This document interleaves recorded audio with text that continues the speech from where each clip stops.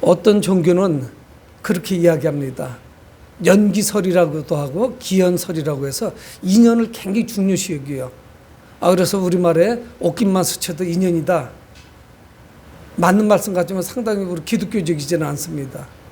그러니까 모든 사건, 사고, 그리고 만남, 그리고 우리 삶 가운데 이루어지는 수많은 일들, 이 모든 것이 다 인연이래요.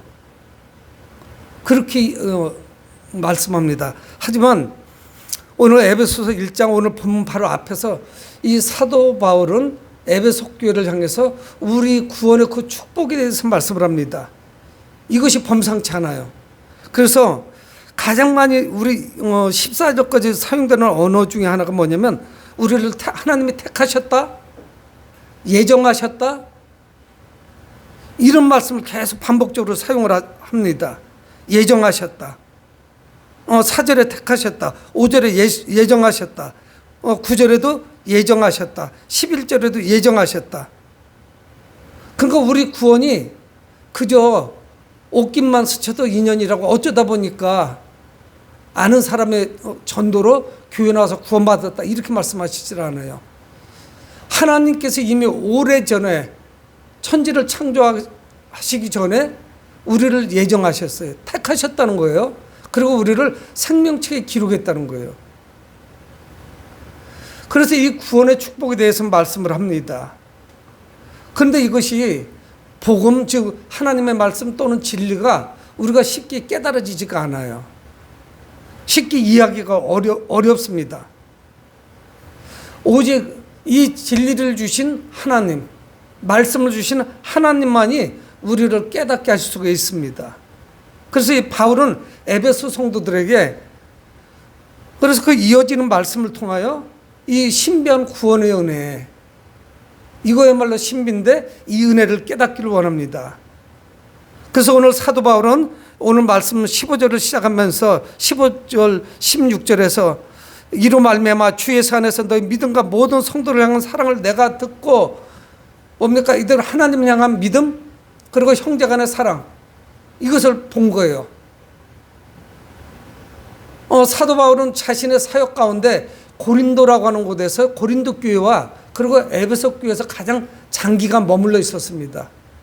그래서 그들과 깊은 관계를 맺었고 서로 간에 그 모든 것을 잘 아는 이런 관계였습니다.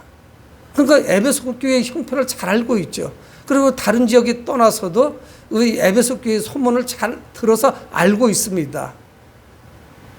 그런데 그들이 어떠냐면 하나님을 향한 믿음이 있었고 형제 간의 이웃을 사랑하는 그 공동체 안에 사랑이 충만한 이런 모습을 알고 그리고 그들을 향해서 기도합니다. 그래서 16절에 내가 기도할 때 기억하며 너희로 말미암아 감사하기를 그치지 아니하니 그가 기도할 때마다 하나님께 감사하는데 왜 감사하느냐? 그들의 믿음, 자기가 가르친 대로 자기가 전한 대로 실천하는 그런 삶, 그런 믿음, 그리고 성도들 간의 그 사랑 이런 모습을 보면서 내가 기도할 때마다 에베소 교회를 향하여 하나님께 감사한다. 신앙 성장이 잘 이루어지고 있는 상태를 보고서 그는 만족하게 여겨요. 기뻐합니다. 그러면서 그는 기도하는 거예요. 그래서 오늘 말씀은 참 쉽지가 않아요. 왜 어렵냐면은 이게 헬라어 본문에는 통문장이에요. 뭐 따옴표가 있다던가 쉼표가 있다던가 마침표가 있지 않아요. 그냥 한 문장이 쭉 이어져 있는 거예요. 그래서 어디서 끊어야 될지는 몰라요. 요즘 문장 같으면 문장 문단 이것이 잘 쉽게 이해하기 좋게 이렇게 끊어지고 쉬어갈 수 있도록 해주는데 그렇지 않아요.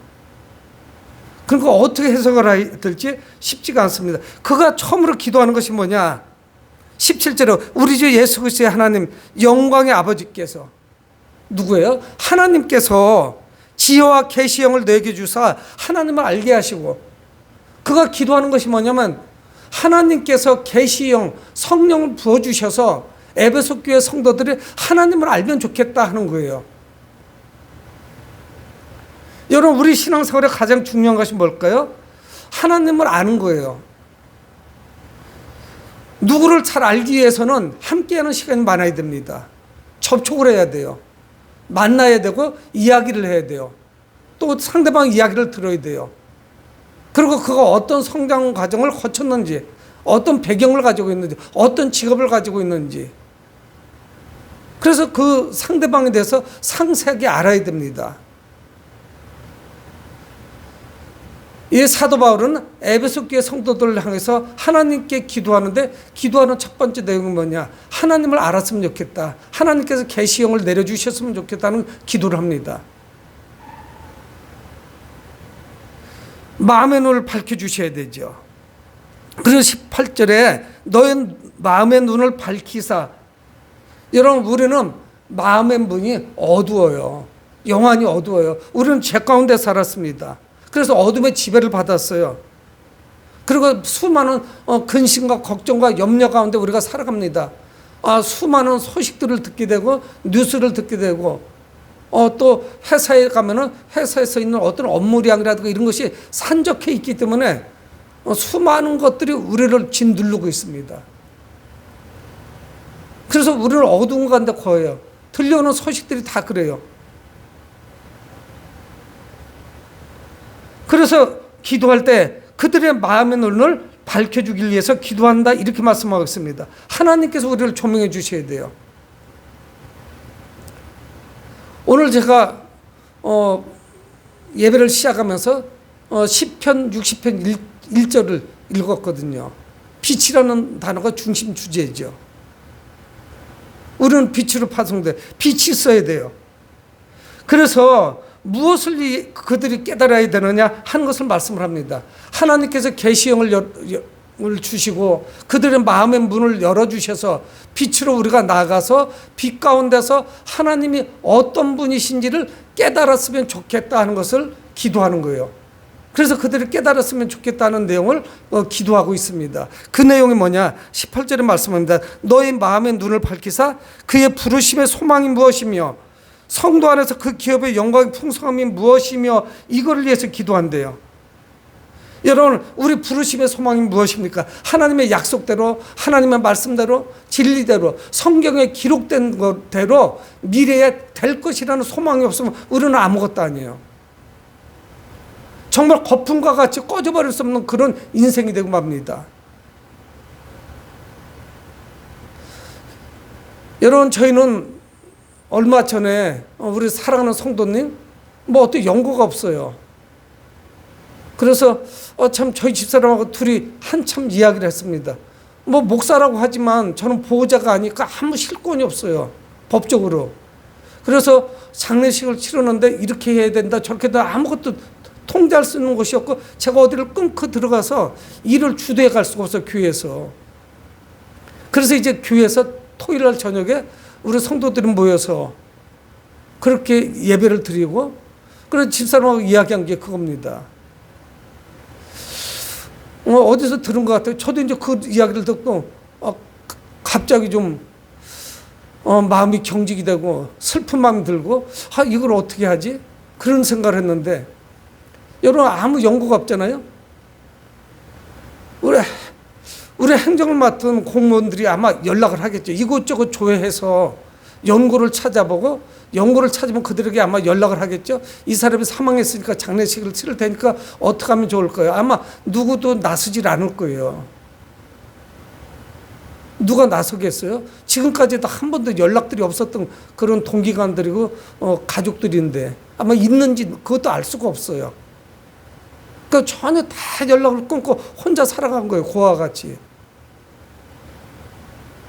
그럼 집사람은 그런 거, 이건 내가 알기로는 이거 장례식 자기들이 이렇게 하고서 시신을 장사 지내주면 좋은데 그게 아니고 대학병원 이런데 연구용이나 이런 거로 가면 어떡하지? 근데 속수무책인 거예요. 어떻게 해야 될지 모르겠는 거예요. 또 우리가 어떤 권한이 있어서 이렇게 좀 해주셨으면 좋겠습니다. 이야기할 수도 없어요. 법적으로 처리가 되기 때문에. 여러분, 근데 그분만 그런 것이 아니라 우리는 누구나 마찬가지입니다. 그냥 이대로 살다가 천국에 소망이 없다면 우리는 아무것도 아니죠. 정말 그 물거품 같이 다 허물어져 내리는 거예요. 다 꺼져버리는 거예요. 이런 건데 우리는 뭐냐? 하나님의 말씀대로 하나님께서 약속하신 대로 진리의 말씀대로 이루어질 것이라는 미래의 소망이 있어요. 내가 천의 고아로 자랐든지 아니면 내가 어떤 삶을 살았든지 그거에 상관없이 우리의 미래의 소망은 우리는 알고 있습니다. 그래서 이 에베소 교회 성도들이 허망한 세상에 꿈을 두지 말고 소망을 두지 말고 미래의 소망을 굳건히 갖기를 위해서 기도하고 있는 거예요. 그러면서 또한 뭘 말씀합니까? 기업의 영광의 풍성함이 무엇이며 이거를 깨닫기를 원하는 거예요. 기업의 우리의 그 유업은 하나님께서 우리에게 베풀어 주십니다. 풍성한 유업을 우리에게 허락해 주실 거예요. 우리는 그것을 소망하는 거예요. 천국이라고 하는 유업을 우리는 가질 거예요. 소유하게 될 거예요. 여러분, 우리는 죽음에서 사탄의 품에서 주님의 품으로 옮겨진 사람들이에요. 우리는 구원받은 자들입니다. 그래서 그 유업을 소망으로 살아가는 거예요. 아무것도 이 땅에 가진 것이 없지만 근데 그 유업이 어떠냐? 풍성하다는 거예요. 그래서 에베소 교회 성도들이 이것을 깨닫고 그리고 신앙생활하기를 요청하는 거예요. 여러분, 하나님의 그 계획 가운데는 모든 것이 풍성해요. 오늘 사도 바울이 18절에서 기도하는 대로입니다. 그의 부르심의 소망이 무엇이며 우리 부르심의 소망이 무엇인지 하나님의 약속이 이루어질 것이라는 그런 소망이 있죠. 그리고 우리 유업의 그 영광이 풍성할 것이에요. 그거는 하나님의 계획 가운데 다 들어있어요. 하나님의 계획이 얼마나 위대한지 몰라요. 여기 어떻게 연기설, 기연설, 2년이 들어올 틈이 어디 있어요. 하나님은 이걸 예정해 놓으셨다는 거예요. 그리고 우리는 택하신 주님의 자녀들이에요.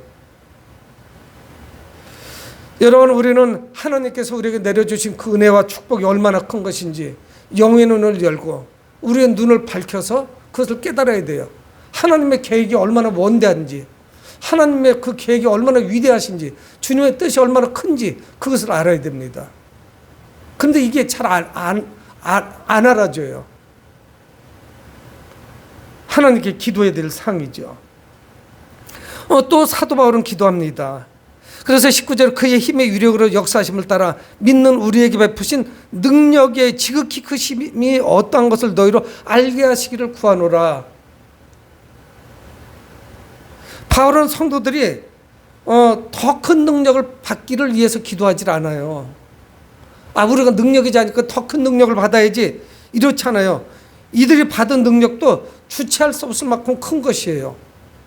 왜? 하나님은 큰 분이시기 때문에, 그 능력이 크시기 때문에 우리는 구원을 받는 그 순간에 능력을 이미 받았어요. 능력이 없어서 일을 못하는 것이 아니죠. 근데 우리는 늘 슬퍼하고 실패하고 낙심하고 힘들어하고 우리 환경 가운데 늘 패배합니다. 우리가 능력이 없는 것이 아니에요. 그래서 이미 받은 그 능력이 얼마나 큰지 깨닫기를 간구하는 거예요. 자, 19절을 다시 한번 읽어보면 그의 힘의 위력으로 역사하심을 따라, 힘의 능력으로 이렇게 바꿔도 되죠. 힘의 위력으로 역사하심을 따라 믿는 우리에게 베푸신 능력이 지극히 크심이 어떠한 것을 깨달으라는 거예요. 그 베푸신 능력이 얼마나 큰지를 우리가 알아야 된다는 거예요. 여러분, 그래서 우리는 복음을 전할 수 있는 능력을 주세요 하고 기도하지 않아요. 좀 이상하죠? 우리 지금까지 그렇게 기도했는데 하나님, 우리가 복음을 전할 수 있는 능력을 주세요. 그 기도 자체가 어떻게 보면 모순이 있어요. 복음 자체가 능력인데 능력을 가지고 나가면서 어떤 또 능력을 달라고 기도해요? 그건 우리가 소심하고 말씀을 잘 깨닫지 못해서 그렇죠. 여러분, 우리가 가지고 있는 나가서 전하는 그 복음이 이미 능력이에요. 근데 능력을 가지고 가면서 하나님, 이 능력을 전할 수 있는 또 다른 능력을 주세요. 우리는 그렇게 기도한단 말이에요. 여러분, 복음 자체가 하나님의 능력입니다. 로마서 1장 16절에 내가 복음을 부끄러워하지 아니하노니 이 복음은 모든 믿는 자에게 구원을 주시는 하나님의 능력이 됩니다. 여러분, 복음을 통해서 우리를 구원하잖아요. 복음의 능력이 얼마나 큰지 우리가 알잖아요.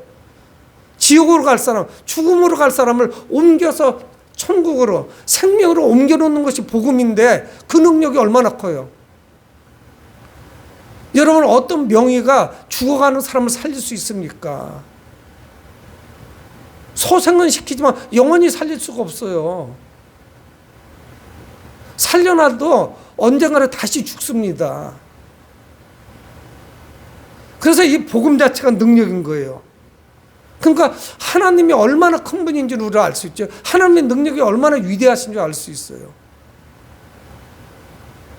에베소 교회는 멀지 않아서 수많은 사입 이단들, 또 어떤 로마 정부의 어떤 권세에 의한 그런 압박이 물밀듯이 치고 들어올 거예요. 감당할 수가 없을 거예요. 그래서 하나님의 능력이 얼마나 크신지 그것을 깨달으라 기도한다는 거예요. 능력이 얼마나 크신지 깨달으라는 것이지 능력을 잘내고 기도하라는 것이 아닙니다. 그러면서 20절에 그의 능력이 그리스도 안에서 역사하사, 그분의 능력이 이미 역사했어요. 누구 안에서? 예수 그리스도 안에서. 어떻게 역사했어요? 죽은 자들 가운데서 다시 살리시고 하늘에서 자기 오른편에 앉히사.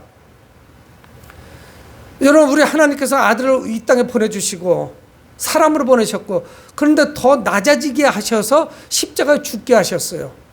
그래서 온 인류를 구원하시죠. 물론 믿음으로 받아들이는 자들만 구원하시죠. 무덤에 있는 예수 그리스도를 하나님은 다시 살리셨어요. 부활시키셨어요. 이거보다 더 큰 능력이 어디 있습니까? 그리고 그 아들은 승계하셨어요. 그분의 계시던 곳으로 다시 올라가셨어요. 그래서 하나님의 오른편에, 우편에 앉아 계신 거예요. 하나님의 능력, 권세가 얼마나 큰지를 말씀하고 있습니다. 아들을 살리셔서 보좌 오른편에 앉게 하셨어요. 이것이야말로 하나님의 능력이 아니면 불가능한 것이죠. 여러분, 그러므로 우리는 시시껄렁한 사람이 아닙니다. 그저 그냥 스치고 지나간 그런 관계가 아니에요. 하나님의 생명체 우리는 기록되었고 그 구원 자체가 하나님의 능력의 총집합이에요. 죄인인 우리가 예수 그리스도로 의로 옷 입게 되었어요. 놀라운 역사가 나타난 거예요. 그 구원 자체가 하나님의 능력이라는 것을 우리는 깨달아야 돼요. 여러분, 그 사탄의 품, 우리를 죽음으로 이끌고 가는 그 사탄으로부터 우리를 인도하셔서 주님의 품으로, 그분의 나라로 인도하셨으니 그 능력이 얼마나 큽니까? 무슨 노력을 해서 되는 것입니까? 아니면 어떤 우리의 공로에서 되는 거예요? 우리가 착한 일을, 선한 일을 마일리지로 계속 쌓아가지고 그것이 어느 선 이상을 돼야만 그렇게 좋은 곳으로 가는 거예요. 여러분, 성경에 그렇게 말씀하시잖아요. 구원 자체가 능력이에요. 우리는 필요한 것이 무엇이냐? 영의 눈을 열어주실 원하고, 그래서 주님이 우리 영의 눈을 열어주셔서 하나님의 그 위대하신 능력을 바라보는 그런 성도가 되어야 돼요. 실상은 우리 가운데, 우리 옆에서 보이지 않는 세상에서 이루어지는 일들을 우리가 바라보지 못하고 있다는 사실이에요. 우리는 지난 다니엘 기도 기간 동안에 마지막 날 지난주에 간증하는 몇 분의 목사님들, 또 성도님들, 또 어린 학생, 초등학생까지 봤습니다. 여러분, 무당이 될 때 신들렸다고 합니다. 그래서 무당이 두 가지래요. 저는 뭐 전문가도 아니지만 학습무가 있고 세습무가 있어요. 이어서 부모에 의해서 또는 어떤 사람에 의해서 이어지는 그런 세습되는 그런 무당이 있고, 학습 공부해가지고 되는 무당이 있어요. 신 들렸다고 하는 게 귀신 들렸다는 이야기입니다. 약하지만은 능력도 있어요. 무당이 하나님의 백성이 됐다는 사실, 이거를 어떻게 증명할 거예요? 영의 세계가 아니면 우리는 감당할 수가 없죠.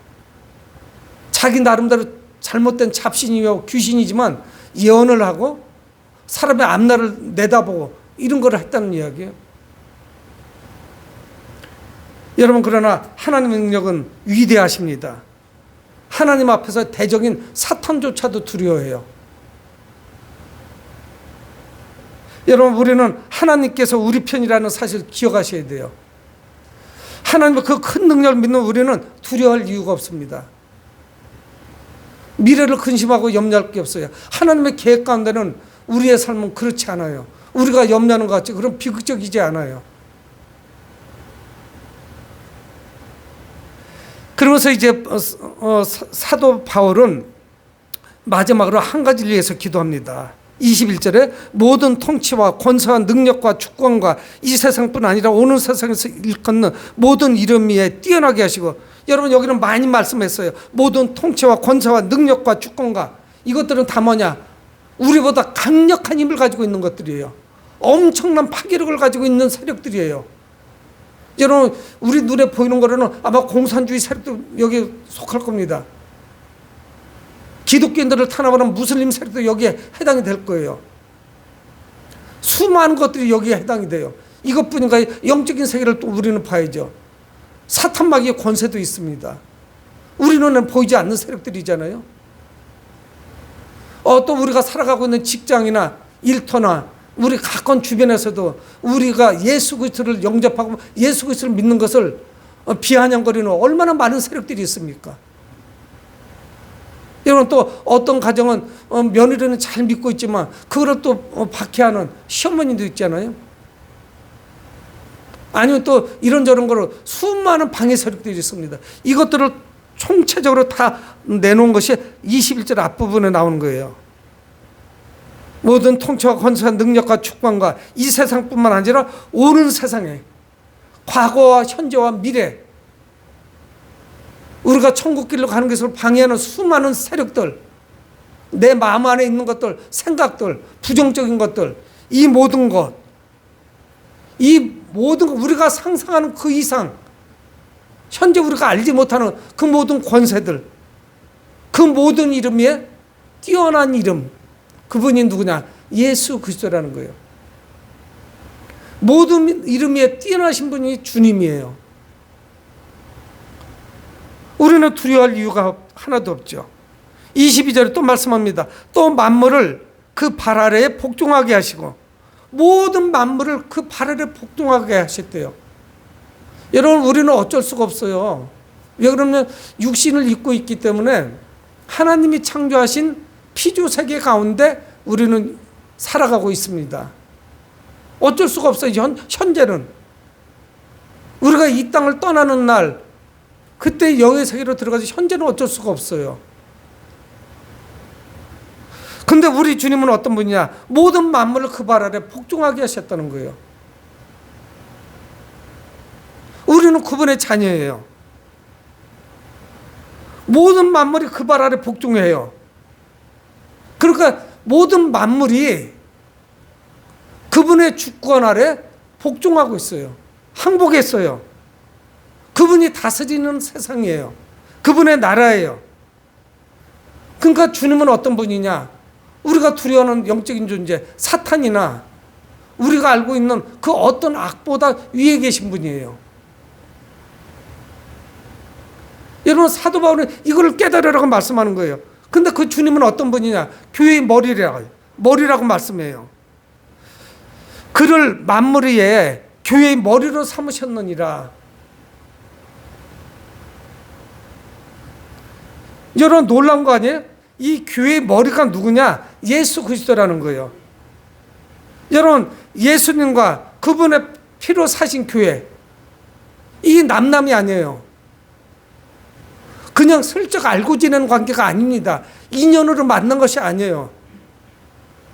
우리는 어떻게 만난 존재냐? 십자가로 만난 존재예요. 예수님의 그 원색적인 피로 만난 존재예요.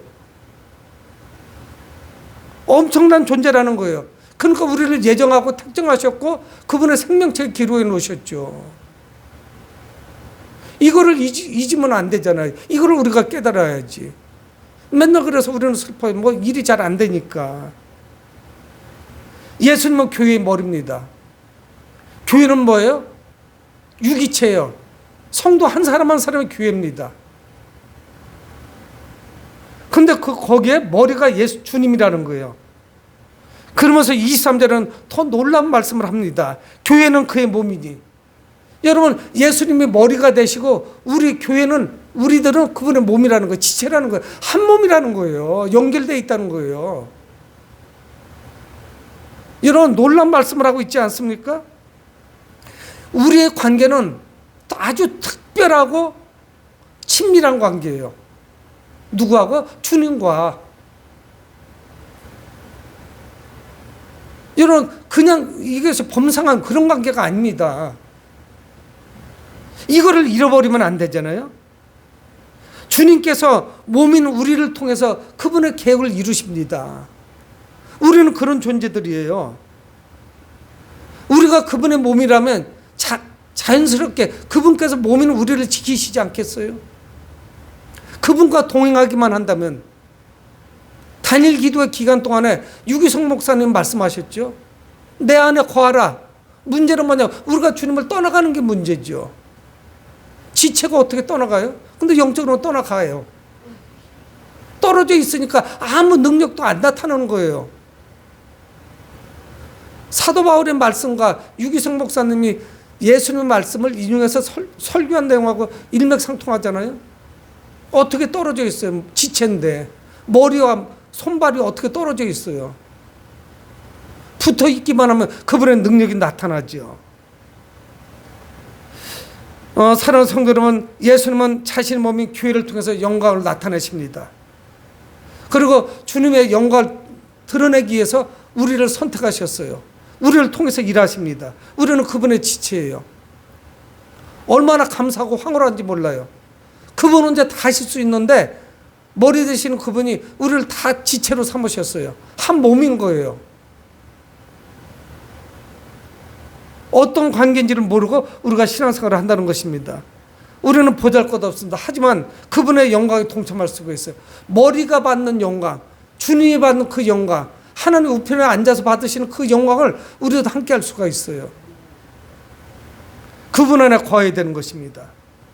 그러니까 사도 바울이 지금 그 에베소 교회 성도들이 하나님을 알기를 위해서 기도하는데 그 기도 내용이 뭡니까? 하나님의 계획이 얼마나 큰지, 우리 미래의 소망이 얼마나 큰 것인지, 하나님의 그 계획이 우리의 미래의 소망과 또 우리의 유업과 그 유업의 풍성함 가운데 다 들어있죠.